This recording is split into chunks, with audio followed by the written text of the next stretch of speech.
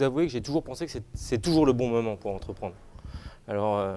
moi j'ai commencé il y a un peu plus de 10 ans maintenant. Ce que je peux vous dire, c'est que je pense que c'est encore plus peut-être le bon moment maintenant et que si vous n'avez pas décidé à entreprendre ou si vous êtes en voie de, je pense que c'est sans aucun doute maintenant qu'il faut le faire. Et quand on avait parlé de titre, j'avais fait une référence qui était celle, alors j'ai un peu... Loïc n'avait pas été très chaud pour que je vous parle de Mao et de révolution culturelle, mais je n'ai réussi pas à m'empêcher de vous parler du grand bond en avant et de vous parler un tout petit peu de ce qui, à mon avis, est quelque chose de radicalement nouveau dans ce qui est en train de se passer en ce moment en France. Il y a encore eu ce matin le baromètre de l'INRIA qui est sorti sur la perception du numérique et sur en fait, la perception de l'entrepreneuriat lié au numérique, qui est peut-être un petit peu plus ma partie encore que l'entrepreneuriat en général. Et c'est vrai que ce qu'on perçoit et ce qu'on entend aujourd'hui, c'est que jamais autant de Français ont pensé qu'ils pouvaient entreprendre et qu'il était important d'entreprendre, de créer une entreprise et que le numérique, j'insiste, était peut-être un meilleur vecteur, je reviendrai sur ce mot, que d'autres pour pouvoir entreprendre. Entreprendre, là je vous prends des images qui sont des images un peu fortes, des images d'un système qui n'a pas grand-chose à voir avec l'entrepreneuriat, j'en conviendrai, qui tout de même fait paraître des grandes figures qui sont des figures populaires et vous allez évidemment me demander qui c'est le type qui est à côté de Stéphane Distinguin.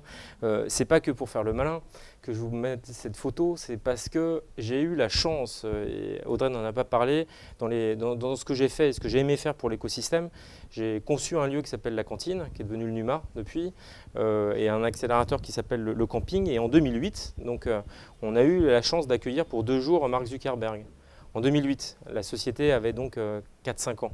Ce n'est pas du tout la personne qu'on connaît aujourd'hui. De ma vie, je n'avais jamais vu ça. On a accueilli Mark Zuckerberg et un peu comme moi, donc je me suis retrouvé à me faire prendre en photo à côté de lui. Des personnes qui avaient l'air normales sont venues pour se faire prendre en photo à côté de lui, pour lui demander des autographes. Je dois même dire que je ne sais pas si vous le trouvez particulièrement beau. J'ai vu des jeunes femmes plutôt charmantes qui étaient intéressées par Mark Zuckerberg comme si c'était un peu une figure pop. Et je pense que ça aussi, c'est quelque chose de radicalement nouveau. C'est cette figure de l'entrepreneur qui fait que, si vous regardez sur ces dernières années, par exemple, les pubs de vodka aux États-Unis, on a vu les fondateurs de Twitter